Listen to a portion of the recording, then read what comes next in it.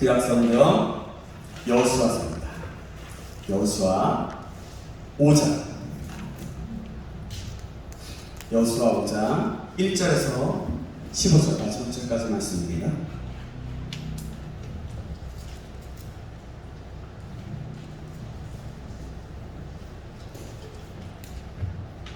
여호수아 5장 1절에서 15절까지 마지막 절까지 말씀. 제가 한 구절, 여러분이 한 구절 교독하도록 하겠습니다. 요단 서쪽의 아몬 사람의 모든 왕들과 해변의 가나안 사람의 모든 왕들이 여호와께서 요단물을 이스라엘 자손들 앞에서 말리시고 우리를 건너게 하셨음을 듣고 마음이 놀랐고 이스라엘 자손들 때문에 정신을 잃었더라. 그때 여호와께서 여호수아에게 이르시되 너는 부싯돌로 칼을 만들어 이스라엘 자손들에게 할례를 하라 하시니 여호수아가 부싯돌로 칼을 만들어 할례산에서 이스라엘 자손들에게 할례를 행하니라. 여호수아가 할례를 시행한 때가 되는 것이니 애굽에서 나온 모든 백성이 각자 모든 군사를 애굽에서 나온 후 광야길에서 죽었는데 그 나온 백성은 다 할례를 받았으나 다만 애굽에서 나온 후 광야길에서 난 자는 할례를 받지 못하였습니다. 이스라엘 자손들이 여호와의 음성을 청종하지 아니하므로 여호와께서 그들에게 위하여 맹세하사 그들의 조상들에게 맹세하여 우리를 죽이라고 하신다. 곧 쫓아가고 이르는 자들을 이르지 못하게 하리라 하시네. 애굽에서 나온 족속 그 사람들이 다 멸절하기까지 40년 동안을 광야에서 헤매었더니 그들의 대를 잇게 하신 이 자손에게 여호수아가 할례를 행하였으니 길에서는 그들에게 할례를 행하지 못하였으므로 할례 없는 자가 되었음이 없더라. 또 그 모든 백성에게 할례를 하리라 하시네. 백성이 진중 각 처소에 머물며 낙들을 기다릴 때 여호와께서 여호수아에게 이르시되 내가 오늘 애굽의 수치를 너희에게서 떠나가게 하였다 하셨으므로 그곳 이름을 오늘까지 길갈이라 하느니라. 또 이스라엘 자손들이 길갈에 진쳤고 그날 14일 저녁에는 여리고 평지에서 유월절을 지켰으며 6월절 이튿날에 그 땅의 수산물을 먹되 그날의 유교병과 볶은 곡식을 먹었더라. 또 그 땅의 수산물을 먹은 다음 날에 만나가 그쳤으니 이스라엘 사람들이 다시는 만나를 얻지 못하였고 그에게 가나안 땅의 소출을 먹었더라. 여호수아가 여리고에 가까이 이르렀을 때 눈을 들어본즉 한 사람이 칼을 빼어 손에 들고 마주 서 있는지라.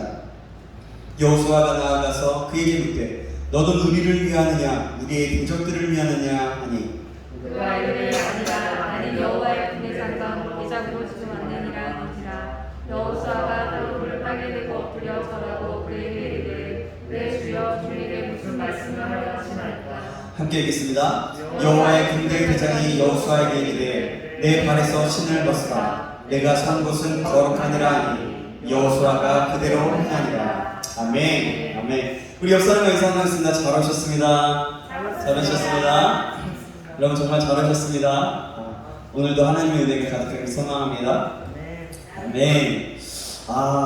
참, 네, 벌써 이렇게 또 한 주가 지났어요. 그죠? 이렇게 일주일이 되게 길게 느껴지면서도 되게 짧은 것 같아요. 그래서 오늘 이렇게 또 만나서 너무 반갑고요. 너무 기쁘고요. 너무 좋습니다. 자, 오늘은 가나안 정복을 하기 전에 길갈에서 했던 일이라는 제목으로 하나님 말씀 뵙겠습니다. 가나안을 정복하기 전에 길갈에서 했던 일이라는 제목으로 하나님 말씀 뵙겠습니다. 잠시만요.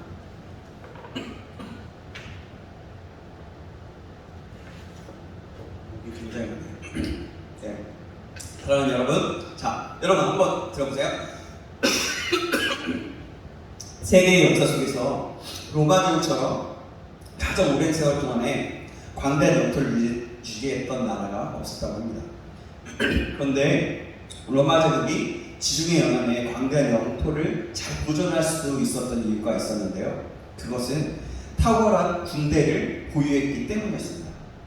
놀라운 것은 로마가 우리나라의 군대와 비슷한 병력을 가지고 그렇게 광활한 영토를 지켜냈다고 합니다. 비교적 소수의 군대로 광활한 제국을 유지했던 것은 로마 군대가 어떤 군대보다 강했기 때문이었습니다. 로마 군대에는 모든 것이 철저하게 매뉴얼로 작성되어 있어서 누가 무엇을 맡든지 별 어려움 없이 해낼 수 있도록 되어 있었다고 합니다. 로마 군대에는 행군을 하다가 밤이 되거나 그래서 목적지에 도달하면 가장 먼저 진을 구축했고 수경지를 견고하고 신속하게 만들기로 유명했습니다. 그들은 단 하루를 보내더라도 완벽할 정도로 수경지를 구축했다고 해요. 이스라엘 자손들은 하나님의 놀라운 능력을 힘입어서 마른 땅으로 요단강을 건너게 되었습니다. 그죠? 그리고 가나안 땅에 들어오게 되었습니다. 가나안 땅에 들어간 이스라엘 백성들은 아무것도 준비하지 못했던 상태였어요. 그래서 그들에게는 해야 할 일이 너무나 많았어요. 인간적으로 여러 가지를 생각했을 때 아마도 가장 먼저 해야 할 일은 로마인들처럼 견고한 진을 구축하는 일이었을 것입니다. 무기와 전략을 점검하고 식량을 잘 준비해서 신속하게 공격하는 것이었을 것입니다. 근데 이스라엘 백성들이요, 노예로 나왔잖아요. 아무것도 준비된 게 없었어요. 싸움을 할지도 모르고 아무것도 할 수가 없었어요. 근데 그렇게 더 준비되어 있어야 되잖아요. 근데 그때 하나님께서는 이스라엘 백성들에게 전혀 생각지 못했던 뜻밖의 명령을 내리셨어요. 그것은 뭐냐면 할례를 행해야 했던 행하라는 명령이 있어요. 왜 하나님께서 적 앞에서 전쟁을 준비해야 하는 이 시급한 일들을 뒤로하고 할례를 행하라고 명령하셨을까요? 왜 그 불합리해 보이고 매우 불리해 보이는 그런 명령을 했을까요? 그것은 하나님께서 이스라엘 백성에게 가장 원하는 것이 있었는데 그게 뭐냐면 말씀에 대한 순종이었기 때문이었어요. 모든 문제의 해답은 말씀을 순종하는 데 있습니다. 이것은 오늘 우리에게도 마찬가지예요. 하나님의 백성으로 부르심을 받은 우리는 어떤 경우에도 말씀을 순종하는 것을 최우선으로 두어야 하는 거예요. 때로 도저히 순종할 수 없을 것 같은 말씀이라고 해도 우리는 무엇보다 먼저 그 말씀에 온전히 순종해야 합니다. 일단 말씀을 순종하면 우리는 하나님께서 하시는 일을 보게 됩니다. 말씀이 우리의 삶 속에서 어떻게 이루어지는가를 경험하게 된다는 거예요. 저도 하나님의 일을 열심히 하고 있을 때 하나님께서 도저히 순종할 수 없는 상황인데 말도 안 되게 한 자매를 통해서 순종을 말씀하셨어요. 제가 원래는 평생 예수 전도단 간사를 하면서 선교지를 나가든지 아니면 국내에 있으면서 선교사적인 삶을 살면서 간사를 하면서 교회 사역도 하면서 교회 성교단체와 연결시켜서 하고자 하는 비전과 마음과 꿈이 있었거든요. 제 꿈이었어요. 저에 대한 미래였습니다. 제가 생각하는.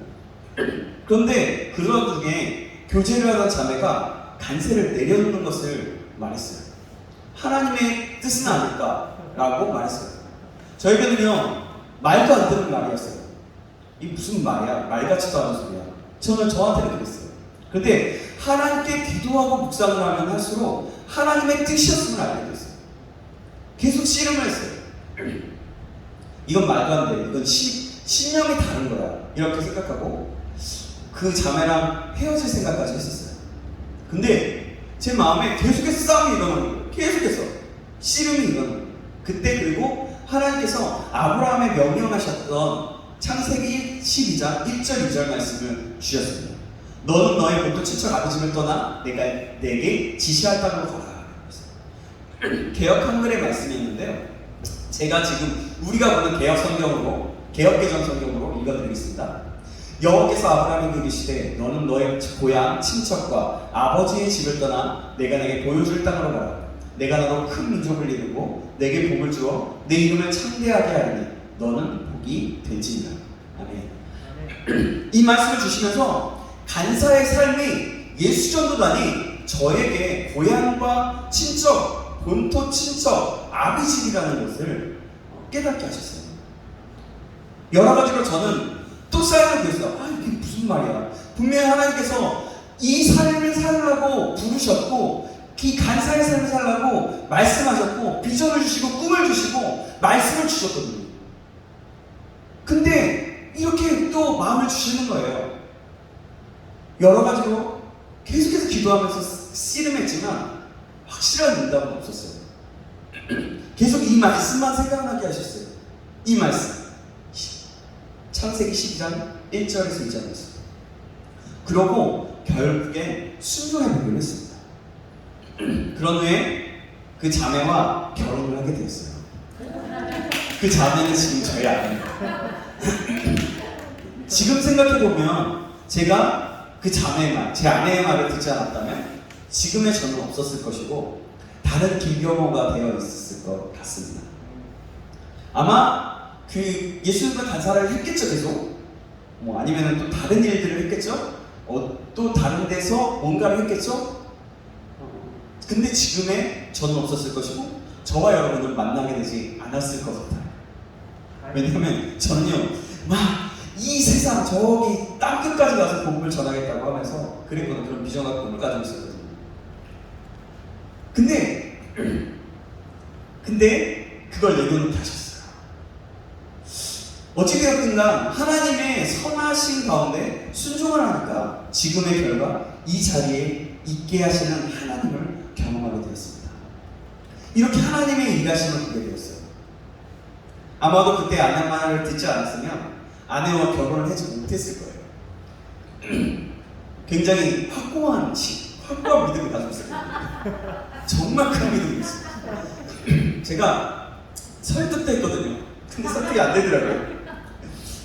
그러나 하나님께서 제 아내를 통해서 그 자리에서 나오게 하시면서 그 이후에 또 다른 광야에게 또 다른 주님께서 인도하시는 그 발걸음 한 걸음 한 걸음을 인도하셨던 거예요. 그때 이후로 사실 제가 있었던 그 단체는 조금씩 퇴보되고 그런 일들이 있었습니다. 그건 말할 필요는 없지만 사랑하는 여러분, 하나님께서는요 도저히 순종할 수 없을 것 같다고 하더라도 하나님께 순종을 하면 하나님께서 하시는 일을 보게 됩니다. 그렇게 하나님은 말씀하세요. 지금의 저와 여러분이 하나님께서 말씀하실 때 말씀이 선포되어졌을 때에 그 말씀에 순종할 수 있기를 축복합니다. 아멘. 그리하여 하나님의 일하시는 역사하심을 보기를 간절히 소망합니다. 또한 오늘 이곳에 모인 우리가 가나안 정복하기 전에 길갈에서 이스라엘 백성들이 했던 일이 무엇인지 계속해서 이어지는 말씀을 통해서 알게 되기를 간절히 소망합니다. 그럼 여러분, 여리고를 점령하야 하고 가나안을 정복해야 하는 일에 이스라엘에게 명령하시고 해야 할 일을 이뤄주셨는데요. 그 할 일, 했던 일은 무엇이었을까요? 했었던 일은요, 첫째로 아까 말씀드렸다시피 할례를 행하라 였습니다. 이스라엘 자손들이 요단강을 건넌 후 하나님께서는 이스라엘 자손들에게 할례를 행하라고 명령하셨어요.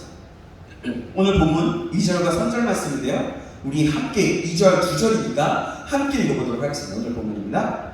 시작. 그때 여호와께서 여호수아에게 이르되 너는 부싯돌로 칼을 만들어 이스라엘 자손들에게 다시 할례를 행하라 하시매 여호수아가 부싯돌로 칼을 만들어 할례산에서 이스라엘 자손들에게 할례를 행하니라. 아멘. 할례는 요즘 우리가 잘 알다시피 요즘 말하자면 포경수술을 말해요. 할례를 받으면요 3일째 되는 날이 가장 고통스럽고 약 일주일 동안은 거동을 할 수가 없습니다.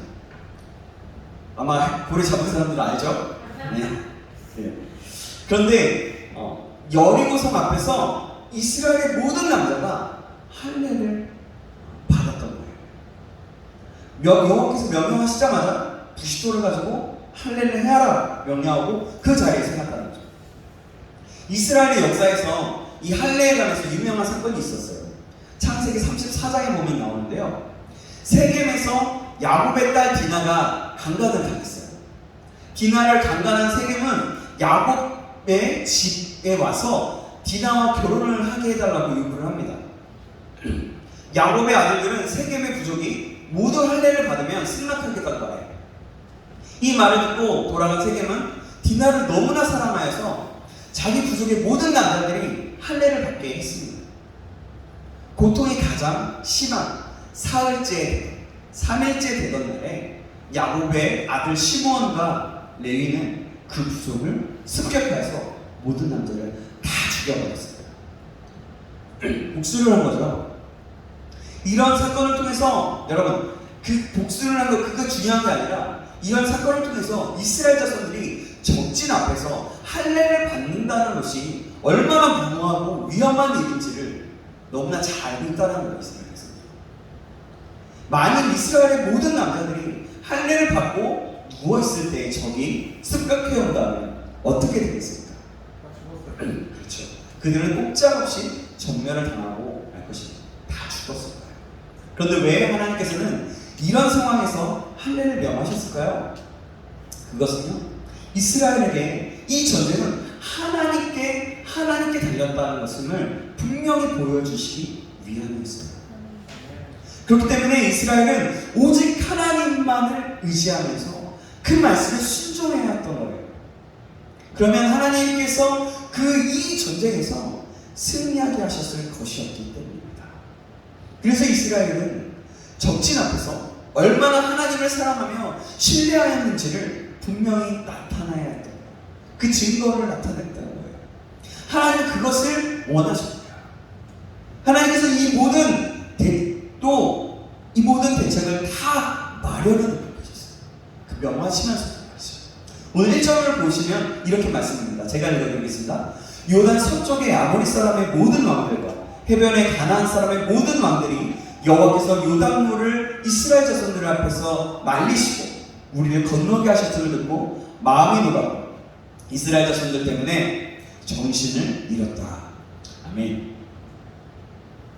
하나님께서는 가나안 족속들에게 이미 심히 두려운 마음을 주셔서 감히 이스라엘 백성들을 공격할 엄두도 내지 못하고 생각할 수도 없게 만들어 놓으십니다. 오늘 본문에 분명히 말씀하고 있잖아요. 여러분, 그런 까닭에 우리는 어떤 경우에도 가장 우선적으로 하나님의 말씀에 순종해야 합니다. 하나님의 놀라운 일하심을 경험할 수 있기 때문입니다. 그럼 할례를 명령하신 이유, 그것이 무엇인지 한번 알아보겠습니다. 하나님께서는 왜 이제 와서요? 하필이면 가나안 땅에 들어와서 아주 남공불락, 그러니까 견고한 여리고성 앞에서 할례를 받게 하셨을까요? 그건 이스라엘 이 애굽에서 나올 때에 남자들 중에 할례를 받지 않은 사람이 아무도 없었어요. 그런데 광야에서 생활을 하는 동안에는 할례를 행할 수가 없었어요. 광야에서는 한 곳에 있지 않고 계속해서 이동해야 했기 때문입니다. 여기다 지르치고 또다시 구름기둥과 불기둥이 움직이는 대로, 멈춰서는 대로 움직였기 때문이에요. 계속해서. 그래서 광야에 이스라엘 백성들에는 할례를 받지 못한 사람들과 할례를 받은 사람들이 섞여 있었어요. 그때. 그런데 할례를 받은 출애굽 1세대는요, 계속해서 하나님의 말씀을 불순종하고 거역하여서 광야에 40년 동안 모두 다 죽었어요. 갈렙과 여호수아는 빼고 말이죠. 그래서 이제 할례를 받지 못한 출애굽 2세대들이 가나안 땅에 들어오게 되었던 거예요. 광야 40년 동안 하나님께서는요, 이스라엘에게 할례를 해라고 명령하지 않으셨어요. 그런데 이제 요단강을 건너서 가나안 땅에 들어와 적진을 앞에 두고 있을 때에 할례를 받으라고 명령하셨어요. 왜 하필이면 그 시점에서 할례를 명령하셨던 걸까요? 원래 이스라엘 백성들은요, 하나님의 백성들이죠. 그죠? 그런데 이제 할례를 받지 못한 가나안 족속들이 그 사는 땅에 들어오게 됩니다. 이스라엘은 할례 받지 못한 가나안 족속들과 구별됨이 있어야 했어요. 그래서 하나님께서는 이스라엘 백성들이 가나안 땅에 들어왔을 때 가장 먼저 할례를 행하라는 명령을 하셨던 거예요. 가나안은요, 지금으로 말하자면 지금 우리가 살아가는 세상이에요. 세상. 악해져 가고 있고 어두워져 가는, 그리고 옳은 것이 무엇인지 모르고 자기가 막 옳으면 자기 생각이 옳은 대로 행하는 그런 세상. 지금 이 세상을 말하고 있어요. 지금 현재 우리가 살아가고 있는 이 시대, 이 세대, 이 세상을 말하는 거예요. 여기서 우리는요, 하나님께서 당신의 백성이 우리가 세상 사람들과 구별되기를 원하신다는 중요한 사실을 배울 수 있습니다. 하나님 백성에게는 세상과는 구별되는 것이 생명처럼 중요해요. 하나님의 백성에게는 그래서 하나님의 백성인 우리는 그들과는 달리 하나님을 경외하는 믿음으로 살아야 합니다. 예수님을 제대로 믿어야 되는 거예요. 그들과는 달리 세상에 죄악된 것들을 따라서 살아서는 안 된다라는 거예요. 바로 하나님의 말씀 안에서 순종하며 살아야 한다는 거죠. 여러분, 그럼 우리는 스스로 질문해 볼 필요가 있습니다. 나는 세상 사람들과 확실히 구별된 모습으로 살아가고 있는가? 이렇게. 만일 나의 삶이 세상 사람들과 별로 다를 것이 없다면 가장 본질적인 하나님의 백성의 모습을 갖추지 못한 것이나 마찬가지예요.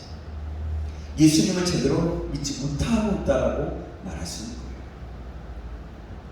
그렇다면 우리는 나는 과연 하나님의 백성입니까? 하고 내 자신에게 질문해보고 생각해볼 필요가 있다는 거죠. 사랑하는 여러분, 하나님께서 내가 세상 사람들과 구별된 삶을 살기 원하신다는 사실을 잊지 마시기 바랍니다. 아멘.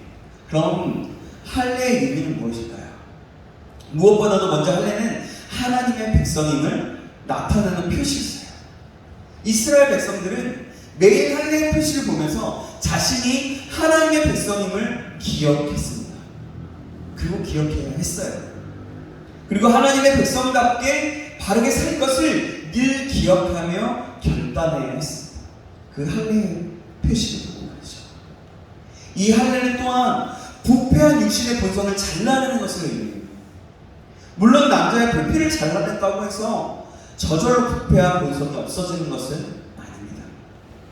나 자신을 죽이고 하나님을 온전히 신뢰하며 순종하는 믿음으로 살아갈 때 그것들이 없어질 거예요. 이것은 오늘 사는 우리와도 마찬가지입니다. 우리는 예수 그리스도를 믿는 믿음으로 고백하고 세례를 받았어요. 세례를 받았죠? 세례는 우리가 믿음으로 하나님 백성이 되었음을 나타내는 표시입니다. 그렇다고 해서 세례가 우리를 하나님의 백성으로 만들고 우리 죄를 씻기는 것은 아니에요. 우리가 예수님을 구주로 영접하고 죄인임을 알고 회개하는 믿음이 하나님의 백성으로 만들고 죄사함을 받게 하는 거예요.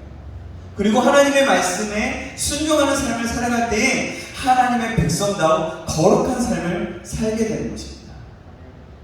세례는 이것을 나타내는 표시입니다. 믿음의 표시. 그럼 우리는 어떻습니까? 믿음을 고백하고 세례를 받던 그 순간 혹시 기억하세요? 부모님이 받으려니까 선생님이 하라고 하니까 했는지 모르겠어요.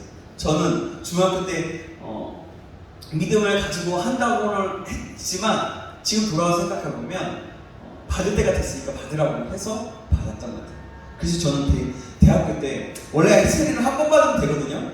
근데 제가 성경을 보면서 하나님의 말씀을 묵상하고 하나님을 알아가면 알아갈수록 내가 그때 받았던 그 세례가 좀 믿음의 고백이 아니었던 것 같아서 그때 좀 제가 대학교를 다닐 때 그 대학교가 어떤 대학이냐면 세례를 좀 강조하는 대학교였어요. 세례와 성만찬을 강조하는 대학교여서 수업 시간에 그렇게 하고 그게 그렇지 못한 사람은 다시 받아도 된다고 얘기해서 제가 다시 한번 믿음의 고백을 받았던 것 같아요. 그때는 침례를 받았어요. 어쨌든 여러분 혹시 그 믿음의 생각, 그 믿음의 때, 그 받았을 때를 기억하는지, 그리고 그때의 서약을 잘 지키고 있는지, 그리고 지금의 하나님의 백성답게 살기를 힘쓰고 있는지 여러분 한번 질문해 봅니다. 혹시라도 여러분 이 자리에는 세례 못 받은 사람 없죠? 그래요, 맞아, 없네요.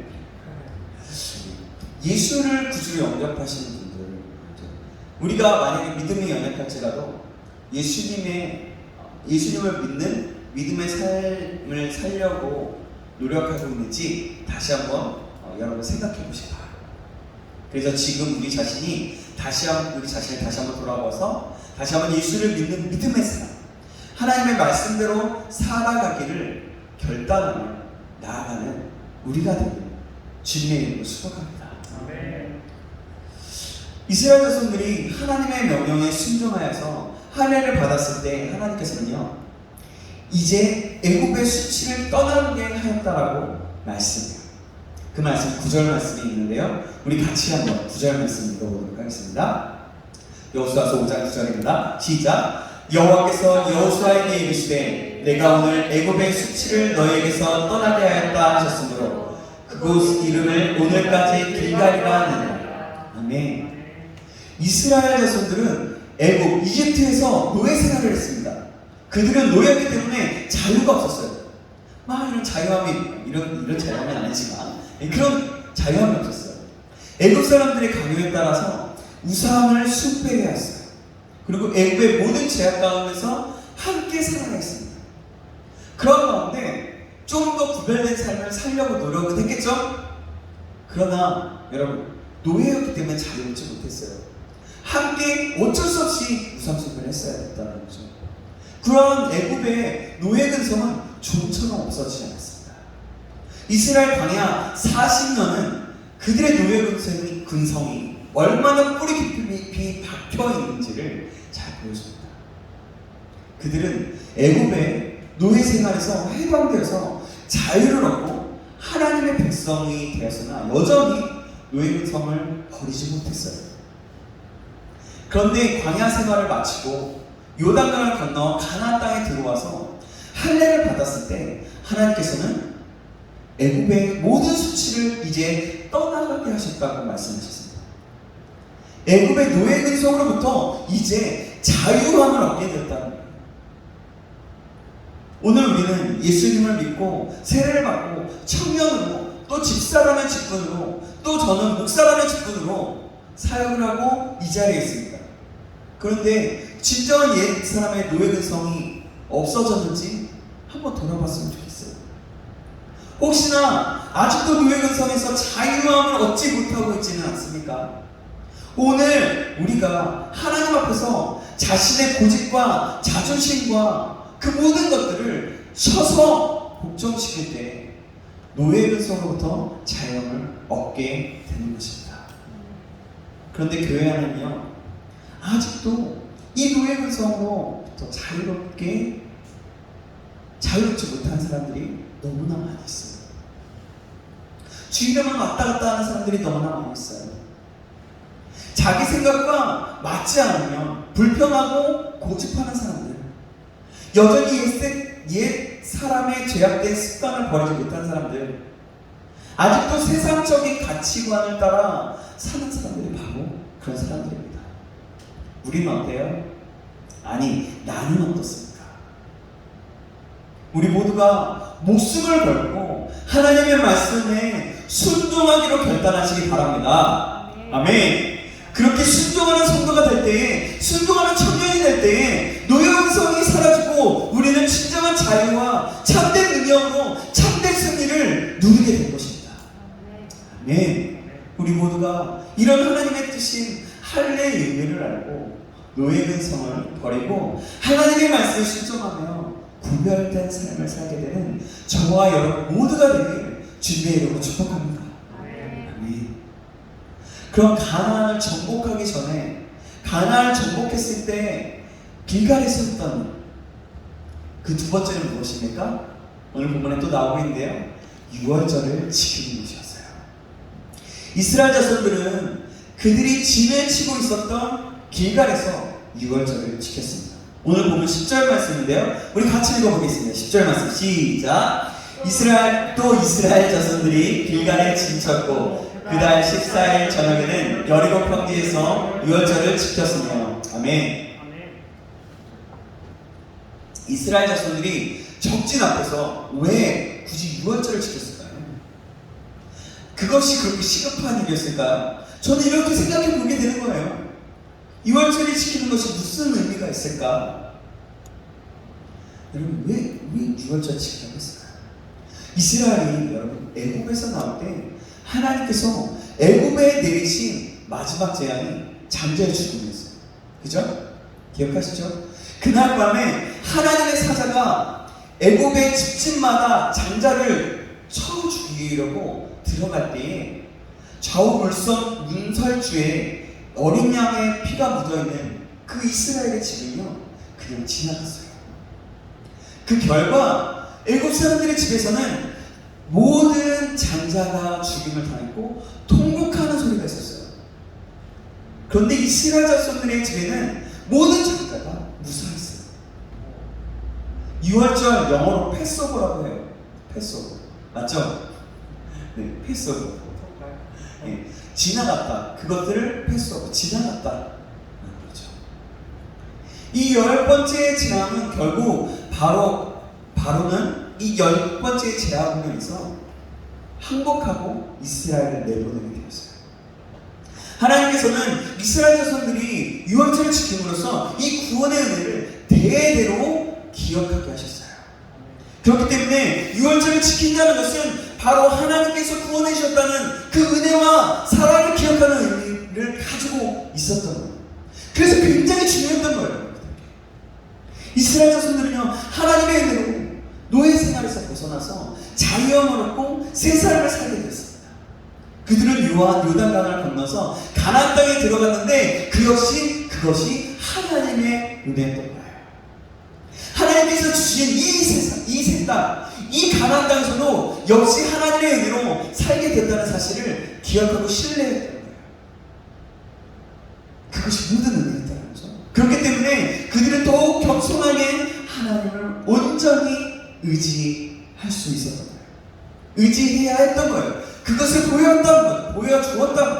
주어야 했던 거죠. 그렇기 때문에 이스라엘 백성들이 길갈에서 유월절을 지킨 것이 바로 이 사실을 기억하며 고백하는 의미를 가지고 있었다는 거죠. 전쟁을 앞두고요. 그 전쟁을 앞두고 있는 이스라엘에게 가장 중요한 것은 하나님께서 구원하셨다는 것을 기억하며 감사하는 예배를 드리는 것이었어요. 그들이 예배를 소홀히 해서는 결코 전쟁에 승리할 수 없었습니다.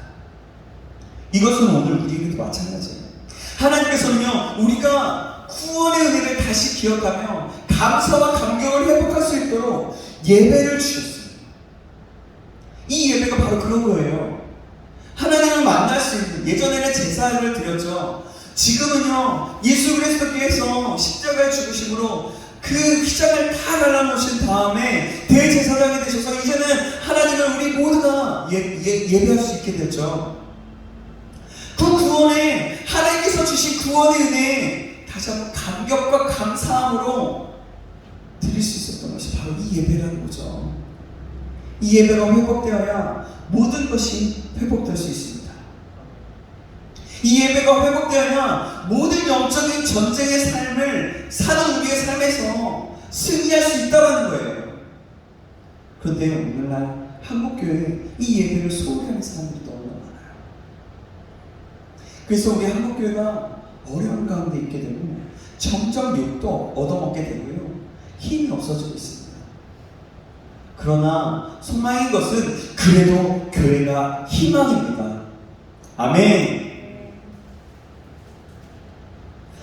그 교회의 예배가 우리의 영을 새롭게 하는, 회복하는 것이에요. 그래서 우리에게 예배가 희망인 거예요.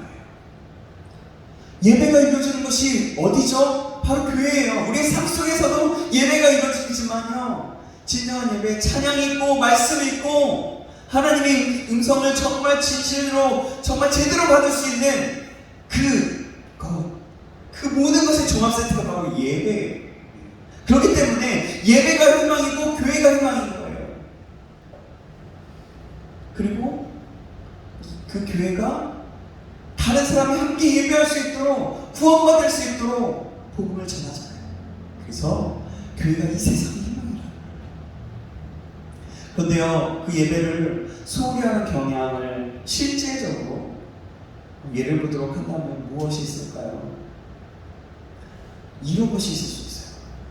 약속 때문에 피곤하다, 결혼식 가야 한다, 직장이나 학교 때문에. 물론 직장과 학교는 다른 문제이지만 직장이나 학교를 핑계댄다는 것을 말하는 거예요. 제가 직장이나 학교 때문에라는 걸 얘기하는 거는 때로는 기분이 내키지 않는다고 예배를 빠지는 경우가 있습니다. 우리 청년들은 이런 분들이 없는 걸로 알고 있어요. 각자의 자리에서 예배를 필사적으로 드리려고 노력하고 지금 이 자리에서 참석하고 있고 또 방송으로 예배를 듣고 또 예배를 드리고 있고 또 각자의 자리에서 어떤 수를 통해서든 예배를 하고 있는 것을 알고 있습니다. 근데요 여러분, 제가 그래서 감사하고 있는 거예요. 우리 청년들의 그런 모습들 때문에. 그런데요, 이런 예배로 오지만요, 형식적으로 드리는 사람들, 습관적으로 마음 없는 예배를 드리는 사람들이 얼마나 많은지 몰라요. 그냥 와서 가만히 앉아있다 가는 경우가 얼마나 많은지 몰라요. 하나님의 말씀, 목사님의 말씀, 또 설교자의 말씀을 듣는데 그 설교자의 말씀이 그냥 어려운 말씀, 옛날 이야기, 그냥 똑같은 이야기, 그렇게 듣는 사람들이 얼마나 많은지 모른다는 거예요. 정말 이것을 볼 때 너무나 안타까운 거죠. 이 말씀이요, 사실은요, 하나님 우리에게 정말 직접적으로 말씀할 수 있는, 말씀하는 통로이거든요. 여러분, 이 사실을 기억하기 바랍니다. 우리가 온전히 예배를 드리지 못한다면 우리의 삶 속에서 결코 승리할 수가 없어요. 하나님만 온전히 사랑하며 신뢰하는 믿음 없이 우리는 영적인 전쟁의 삶에서 승리할 수 없다는 거예요. 그래서 우리는 예배를 드리면서 계속해서 점검해야 합니다. 하나님을 예배하고 있는가? 내가 예배 가운데 하나님을 높이고 하나님만 만나고자 하는 그 간절함이 있는가?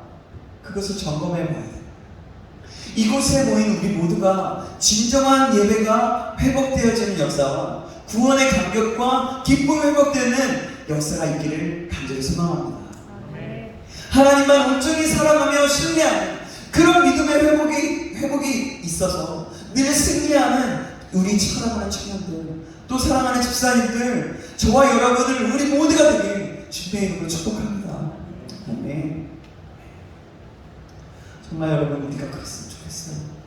매 예배마다 감동을 갖고 나를 구원하신 하나님께 감사하면서 간절함으로 드릴 수 있는 저와 여러분들이 되었으면 좋겠어요.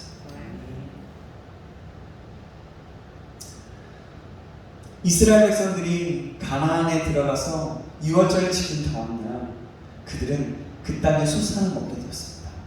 그때부터 40년 동안 매일 어김없이 내리던 만나는 더 이상 내리지 않았습니다. 오늘 본문 11절, 12절 말씀인데요. 제가 한 구절, 여러분이 한 구절 읽겠습니다. 제가 11절 읽을게요. 유월절 이튿날에 그 땅의 수산물을 먹되 그날에 무교병과 볶은 곡식을 먹었더라. 또 그 땅의 수산물을 먹은 다음 날에 만나가 그쳤으니 이스라엘 사람들이 다시는 만나를 얻지 못하였고 그해 가나안 땅의 수출을 먹었더라. 아멘. 이스라엘 자손들은 유월절을 지킨 다음 날 가나안 땅에 곡식을 먹게 되었어요. 그들이 이렇게 곡식을 먹게 된 것은 실제적으로 40년 만에 있었던 일이에요.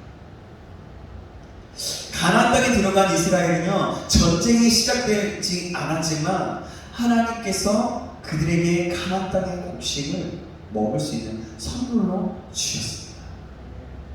이 사실을 통해서 우리는 예배가 회복되면 육신적인 것도 회복된다는 것을 확인할 수 있어요. 그런데 어떤 것이 먼저일까요? 우리 주님께서 이 순서를 마태복음 6장 33절에 분명히 가르쳐 주셨습니다. 우리 교회 이번 해의 주제 말씀인데요. 이번 연도에 마태복음 6장 33절 말씀 제가 읽어드리겠습니다. 그런즉 너희는 먼저 그의 나라와 그의 의를 구하라. 그리하면 이 모든 것을 너희에게 더하시리라. 아멘. 무엇보다 먼저 예배를 회복하십시오. 하나님과의 관계를 회복하십시오. 하나님의 뜻을 알고 하나님께서 기뻐하시는 자가 되십시오. 그러면 나머지 모든 문제는 하나님께서 채워주시고 해결해 주실 것입니다. 이스라엘 자손들은 요단강을 건너서 가나안 땅에 들어왔습니다. 이제 그들 앞에는 견고한 여리고성, 그 여리고성이 그때 당시 난공불락이라고 하는 여리고성이 버티고 서 있었어요. 이스라엘은요, 전쟁을 수행하기 전에 길갈에서 먼저 했던 일이 있었습니다. 그것은 무기를 점검하고 작전을 짜며 사기를 북돋는 것이 아니었습니다. 물론 그것들이 필요했을 것입니다. 그러나 그들이 먼저 했던 일은 할례를 행하고 유월절을 지키는 것이었어요. 이렇게 해서 이스라엘의 전쟁 준비, 그 모든 것이 끝났던 거예요. 신기하죠? 하나님께서 예배해 놓으신 그 승리가 그들을 기다리고 있었어요. 그 준비가 끝나요. 오늘 우리는 끊임없는 싸우며 살아가고 있습니다. 사랑하는 여러분, 우리의 신앙의 생활이 영적인 전투임을 알고 계시죠? 우리 앞에는 많은 싸움이 우리를 기다리고 있습니다. 사람들은 돈을 준비하고 열심히 공부하고 사람들을 설득시키면 일들이 잘 풀릴 것이라고 생각합니다. 그래요. 근데 물론 준비에 최선을 다해야 하죠. 당연히. 그러나 하나님의 말씀에 온전히 순종하기 전에는 승리할 수 없어요. 하나님을 온전히 사랑하고 신뢰하는, 그리고 예배가 헛되지 않고서는 결코 승리할 수 없습니다. 우리는 그래서 나는 지금 어떤 싸움을 앞두고 있는가 라고 생각해 볼 필요가 있어요. 여러분, 무엇보다 우리가 죄를 버리고 하나님께서 기뻐하시는 자가 되시기 바랍니다. 구원의 감격과 기쁨을 회복하시기 바랍니다. 힘들게 보여도 말씀이 먼저 순종하십시오. 그리하여 하나님의 능력과 은혜를 힘입어서 승리하는 성도들, 또 승리하는 우리 청년들 되기를 주님의 이름으로 축복합니다. 그것이 바로 예배의 삶인 거예요. 예배하는 삶을 살아가는 거죠. 마지막으로 13절에서 15절 말씀에 그러할 때 어떤 일이 벌어지는지 말씀하고 있습니다. 여러분들이 먼저 13절 읽어주시겠어요? 그럼 제가 14절, 15절을 같이 읽겠습니다. 13절 말씀 시작. 여호수아가 여리고에 가까이 이르렀을 때 눈을 들어 들어 본즉 한 사람이 칼을 빼어 손에 들고 마주 서 있는지라. 여호수아가 나아가서 그에게 이르되 너는 우리를 위하느냐 우리의 대적들을 위하느냐 하니 그가 이르되 아니라 나는 여호와의 군대 대장으로 지금 왔느니라 하는지라. 여호수아가 얼굴을 땅에 대고 엎드려 절하고 그에게 이르되 내 주여 종에게 무슨 말씀을 하려 하시나이까. 같이 읽겠습니다. 시작. 여호와의 군대 대장이 여호수아에게 이르되 내 발에서 신을 벗으라. 내가 선 곳은 거룩하니라 하니 여호수아가 그대로 행하니라. 아멘. 여호와께서 군대 장관을 보내주심으로 먼저 그들을 지키고 그들을 승리케 하셨습니다. 여호와의 군대 대장이 모세에게, 여호수아에게도 모세에게 명령하셨고 말씀하셨던 것처럼 내 신을 벗으라. 내가 선 곳은 거룩하니라 라고 말씀하고 여호수아는 또 그대로 행합니다. 여러분, 신발을 벗는다는 의미는 나의 모든 것을 다 내려놓는다라는 거예요. 그 말씀은 명령인 거죠. 사랑하는 여러분, 오늘 우리는 여호수아 5장 말씀을 통해서 가나안을 정복하기 전에 이스라엘이 길갈에서 했던 일에 대해서 상고해 보았습니다. 그것은 무엇이었습니까? 첫째, 할례를 행하라. 그것은 뭐냐면 하나님의 말씀에 순종하고 자신의 예습과 노예 근성을 버리는 것이었습니다. 둘째로 무엇이었습니까? 유월절을 지키라 였습니다. 예배를 회복하고 구원의 감격을 회복하라는 것이었어요. 우리 이 두 가지를 기억함으로 가나안이라는 세상 앞에서 삶이라는 영적 전쟁에서 주님이 지켜주심으로 승리하는 저와 여러분에게 주님의 이름으로 축복합니다. 정말 노예 근성을 버릴 수 있고 하나님의 말씀에 순종할 수 있고 정말 예배의 회복, 구원의 감격에 회복이 있어서 그래서 날마다 예배의 삶을 살아감으로 승리할 수 있는 저와 여러분에게 주님을 축복합니다. 기도하겠습니다. 하나님 아버지 감사합니다. 오늘 우리에게 여호수아 5장의 말씀을 통해서 가나안을 정복하기 전에 길갈에서 이스라엘이 했던 일을 말씀하셨습니다. 먼저는 할례를 행하는 것이었고 유월절을 지키는 것이었습니다. 바로 죄된 습성을 버리고 새롭게 구별되게 되는 것이었고 또 하나님의 베풀어 주신 구원의 은혜와 사랑을 기억하는 것, 구원의 감격을 회복하는 것이었습니다. 우리가 이 말씀을 기억함으로 반응하여서 우리도 할례를 받음으로 우리의 옛 습관과 노예 근성을 버려서 구별된 하나님의 말씀에 순종하는 하나님의 백성이 되게 하여 주시옵소서. 유월절을 지킴으로 우리에게 구원을 베풀어 주신 은혜와 사랑을 기억함으로 예배를 회복하고 구원의 감격을 회복하여서 날마다 주님의 인도하심을 받아 승리할 수 있는 우리 모두가 될 수 있도록 인도하여 주시옵소서. 살아계신 예수 그리스도의 이름으로 기도드립니다. 아멘. 우리 이 시간에